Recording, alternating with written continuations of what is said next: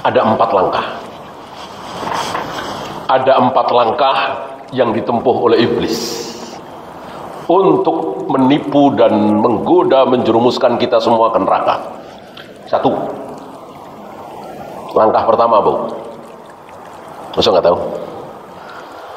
Langkah pertama yang ditempuh oleh iblis untuk menjerumuskan kita ke neraka apa? Nggak tahu? Yang paling favorit bagi iblis, yang dinomor satukan oleh iblis, prioritas pertama. Yang lainnya nanti dulu lah.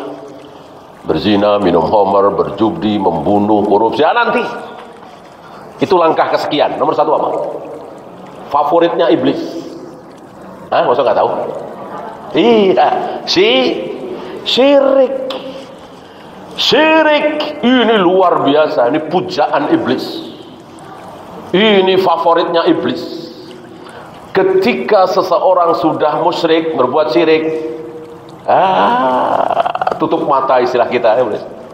Mau jujur, mau amanah, mau sholat, mau saum, mau berbakti kepada orang tua, udah biarin aja. Biarin aja.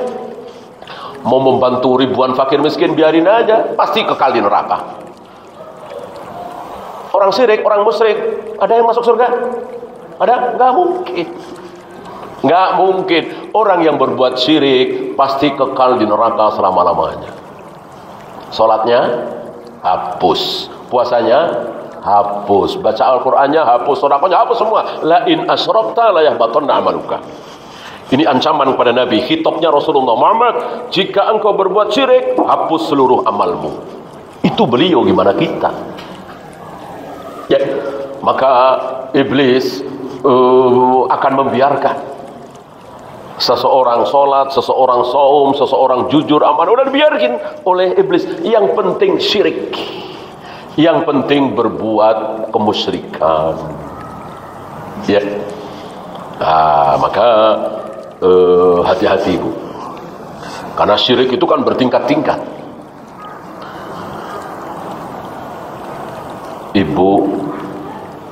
Ibu dapat kamar hotel nomor 13, ya.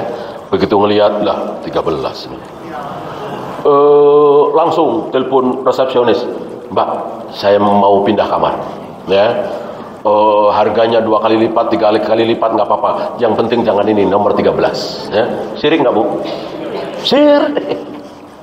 Syirik. Kenapa? Ibu takut dengan angka 13, tentu meyakini bahwa angka 13 mendatangkan sial. Pasti. Padahal yang mendatangkan sial itu asbabnya, ya jelas Allah, ya. Asbabnya apa? Racun, ular berbisa, binatang buas di tepi jurang. Itu penyebab-penyebab sial. Apa hubungannya angka 13 dengan sial? Ibu yakini bahwa ini bisa sial gara-gara angka 13, itulah syirik.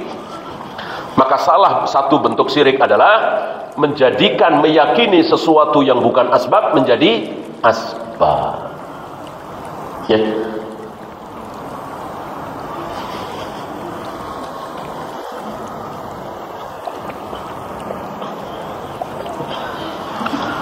Ibu sudah mau berangkat, tiba-tiba lupa. Ada orang. Kalau ibu-ibu saya kira jarang, ya. Ada orang nih, kebanyakan laki-laki, jawara. Dia udah mau berangkat, tiba-tiba dia ingat belum pakai sabuk yang ada rajahnya, ya. Dia pulang lagi, ambil sabuk, pakai. Ini syirik nggak? Syirik. Ada orang mau berangkat, pulang lagi. Karena apa? Karena dia lupa bawa pistol. Dia memang punya pistol dan berizin, ya. Karena memang daerah ini daerah sangar lah. Dia pulang ambil pistol, ya. Syirik nggak? Enggak. Enggak. Karena pistol memang ada pelurunya, bisa dipakai untuk menembak penjahat dan seterusnya. Ya kalau raja tulisan ada apanya? Nggak ada apa-apanya. Jadi nggak ada kekuatan-kekuatan gaib, kekuatan mistik segala, nggak ada. Itu bohong, dusta, dibohongi oleh iblis. Yang ada kekuatan Allah. Kalau nggak pistol, kalau nggak golok, kalau nggak pisau, ya minta pertolongan kepada Allah. Bukan raja seperti itu. Ya. Jadi kalau ibu mengambil asbab, itu tidak syirik. Yang syirik itu bukan asbab dijadikan asbab. Insyaallah bisa bedain ya.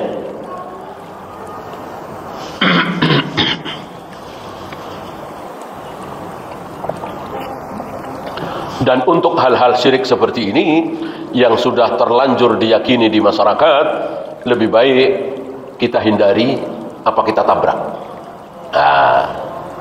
Lebih baik kita hindari apa kita tabrak. Ya. Misalnya kan ibu sering dengar kalau main ke pantai selatan, Pangandaran segala macam, hati-hati jangan pakai baju hijau. Kalau pakai baju hijau ya bisa tidak selamat. Meyakini pakai baju hijau akan celaka, syirik apa tidak? Syirik. Makanya ibu kalau main ke Pangandaran, pantai selatan, lebih baik pakai baju hijau apa jangan hijau? Lebih baik pakai baju hijau apa? Ibu nggak percaya ya? Saya nggak percaya, ibu nggak percaya. Ya. Pertanyaan saya bukan masalah itu. Lebih baik pakai baju hijau apa jangan hijau? Lebih baik hijau. Ya, mana dalil? Mana dalil? Ada dalilnya. Ngomong memang harus pakai dalil. Salaf selalu pakai dalil. Nabi SAW sengaja menikahi Aisyah di bulan Syawal. Karena orang-orang jahiliyah meyakini nikah di bulan Syawal mendatangkan sial.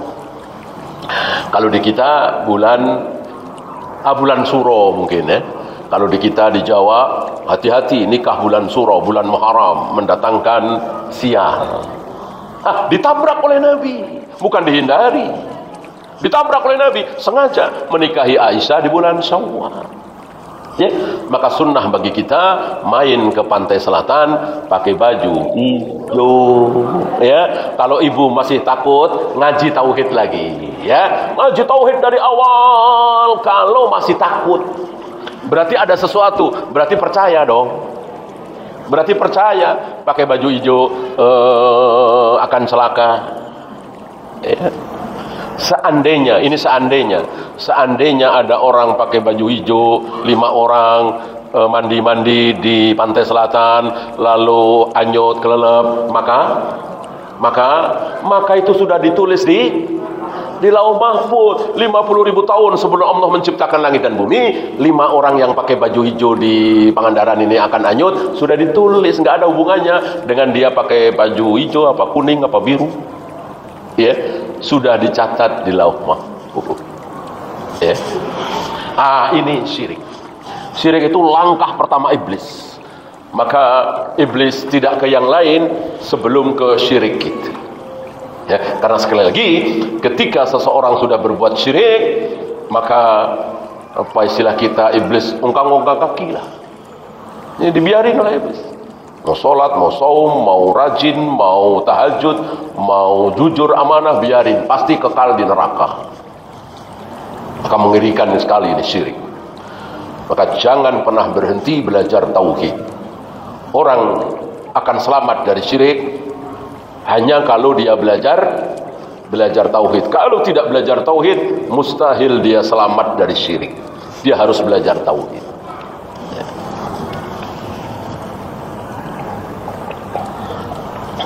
Ya Allah, ya Rasulullah. Ya. Yang belajar tauhid tentu tahu kalimat ini kalimat batil. Ya Allah, ya Rasulullah. Boleh nggak? Nggak boleh. Ya Allah saja. Nah, karena saudara-saudara kita ini tidak belajar tauhid, maka dengan entengnya ya Allah, ya Rasulullah. Demi Allah, demi Rasulullah. Boleh nggak? Nggak boleh. Demi Allah saja. Ya. Mari kita bertakwa kepada Allah dan Rasulnya. Boleh nggak? Nggak boleh. Bertakwa kepada Allah saja. Ya. Mari kita cintai Allah dan Rasulnya. Betul? Nah, betul. Kalau ini betul. Kita cintai Allah dan Rasulnya, betul. Memang sama-sama kita cintai. Kita taati Allah dan Rasulnya. Betul? Betul. Kita ikutin ajaran Allah dan Rasulnya. Betul? Betul. Ajaran Allah dan Rasulnya pasti sama, pasti satu. Tidak mungkin kata Allah ini haram, kata Nabi tidak haram, nggak mungkin. Ya. Akan selamat kalau belajar tauhid. Langkah kedua. Langkah pertama apa tadi? Iblis, syirik. Langkah kedua, syirik itu pasti kufur, Bu, ya. Kafir pasti syirik, syirik pasti kafir. Jadi kalau saya bertanya, adakah orang Buddha atau Hindu yang tidak syirik? Adakah? Ya nggak mungkin ada lah. Orang Buddha, Hindu, Konghucu, Yahudi, Nasrani pasti musyrik semua. Pasti syirik semua. Nggak mungkin yang nggak syirik. Jadi bertauhid dong. Masa orang Hindu, Buddha, Yahudi, Nasrani bertauhid? Yang bertauhid cuman kaum muslimin, cuman Islam. Non muslim nggak ada yang bertauhid. Yang muslim yang tidak bertauhid aja banyak, ya. Muslim, sholat, saum, tapi tidak bertauhid, tauhidnya keliru.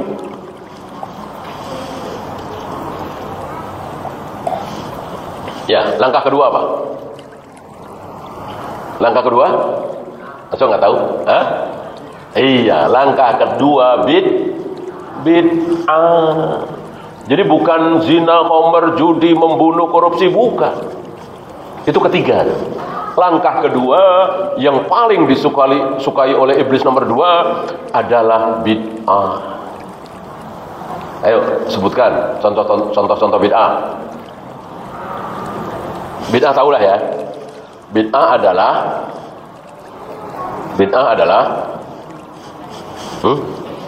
ya udah contohnya dulu dah. Contohnya apa? Maulid Nabi tadi udah. Ya, tahlilan. 2 doang? Ada ribuan. Masa contohnya cuma 2 doang? Ada ribuan di negeri kita, ya. Hah? Iya, tahlilan tadi udah. Ya, tadi salaman setelah sholat. Ya, sholat nisfu Sa'ban. Apa lagi? Ya, baca usoli sebelum sholat. Selesai baca Al-Quran, ditutup dengan Sadaqallahul Adzim. Bid'ah enggak? Bid'ah. Rasul dan para sahabat belum pernah. Selesai baca Al-Quran, ditutup dengan Sadaqallahul Adzim. Kalau baik. Ya baik. Ya sholat nisfu Sa'ban, tahlilan baik. Ya enggak ada. Maulid juga baik. Ya. Tapi sesat. Karena tidak ada contoh dari Nabi dan para sahabat. Ya.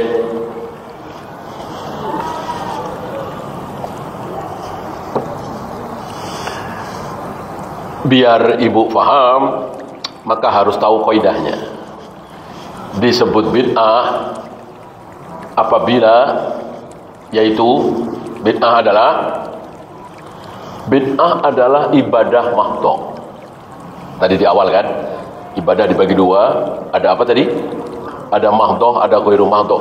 Bid'ah ini khusus yang mahdhah.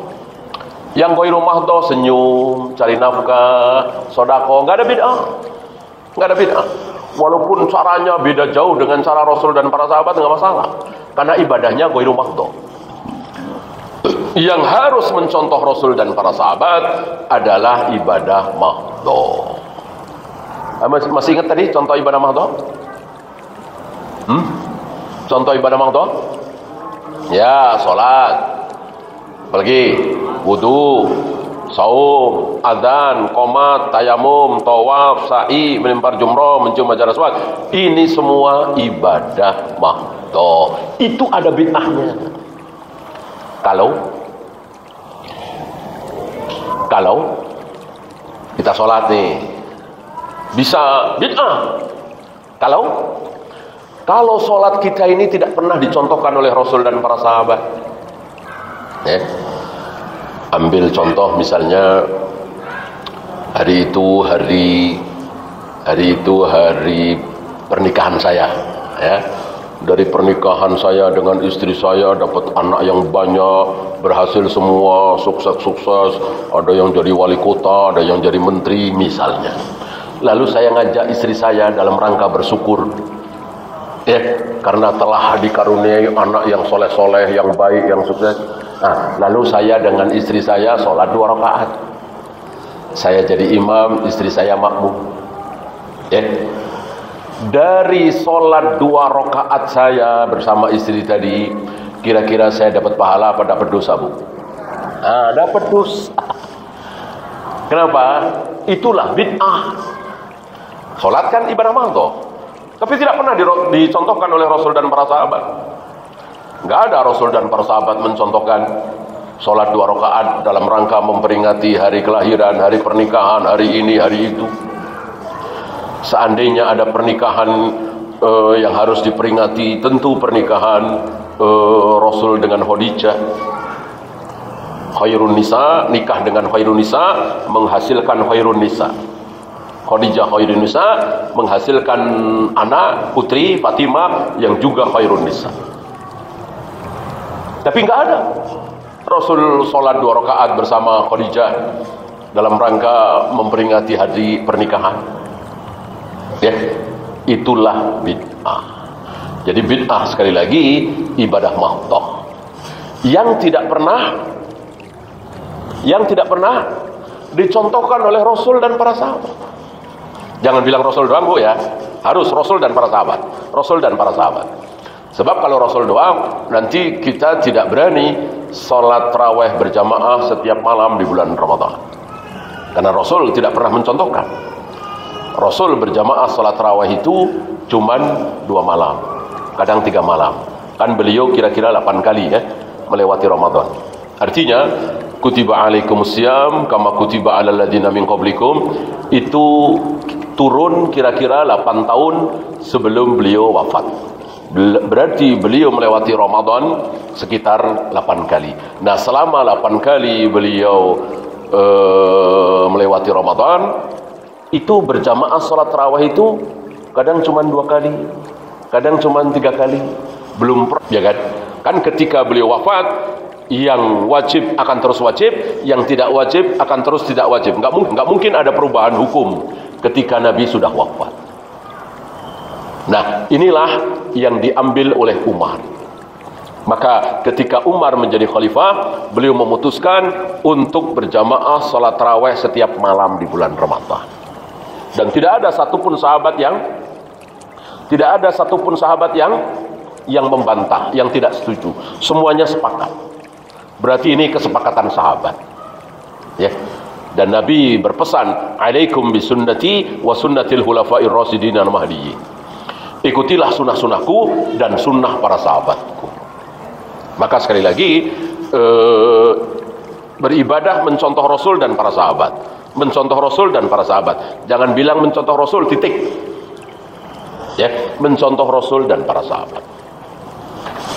Maka yang bid'ah adalah sekali lagi tidak ada contoh dari Rasul dan para sahabat.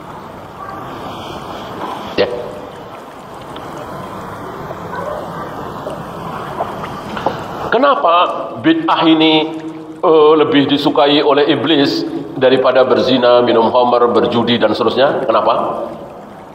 Kenapa, Bu? Nah, iblis lebih suka dengan tahlilan, muludan, sholat nisfu Sa'ban, sholat baca usolli, nawaitu, bid'ah itu iblis lebih suka itu daripada berzina, minum khamar, berjudi, membunuh. Kenapa? Iya, karena orang yang berzina, yang minum khamar, yang berjudi, yang korupsi, mereka tahu nggak kalau itu salah, kalau itu dosa? Tahu nggak? Tahu. Maka kesempatan untuk bertaubat mudah, ya ketahu, ya kan? Maka mereka merencanakan untuk bertaubat. Adapun orang yang tahlilan, muludan, berbuat berbagai macam bid'ah. Mereka tahu kalau itu salah? Nggak tahu.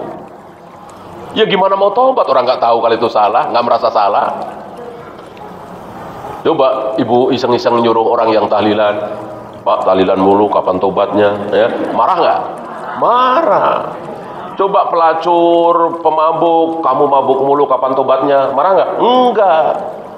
Ya Bu, doain aja nih, mudah-mudahan saya tobat ya. Karena merasa salah. Yang berzina, yang mabuk, yang berjudi, mereka merasa salah, tahu kalau itu salah. Nah kalau bid'ah-bid'ah ini, mereka nggak tahu, nggak sadar kalau itu salah. Gimana mau tobat? Maka itu lebih disukai oleh iblis dibanding langkah ketiga. Langkah pertama apa tadi? Syirik. Langkah kedua bid'ah. Langkah ketiga tadi dosa-dosa besar. Berzina, berjudi, minum. Sebetulnya ini lebih ke keempat ya. Yang ketiga lebih disukai oleh iblis apa? Apa yang lebih disukai oleh iblis? Berzina, minum khamar, berjudi, apa ninggalin sholat? Ninggalin sholat. Ninggalin sholat ya. Maka langkah ketiga adalah jangan sholat, jangan saum, jangan bayar zakat, jangan haji. Gitu. Ini lebih disukai oleh iblis. Ya. Kenapa? Karena meninggalkan perintah itu dosanya jauh lebih besar dari melanggar larangan. Maka tidak sholat, tidak saum dan seterusnya dosanya lebih besar dari berzina, minum khamar, berjudi dan seterusnya. Baru yang terakhir tadi, maksiat-maksiat yang banyak dilakukan oleh kaum muslimin. Berzina, minum khamar, berjudi, membunuh, korupsi dan seterusnya. Ya, kita sisakan. Assalamualaikum warahmatullahi wabarakatuh. Sampai jumpa kembali di World Islam Channel.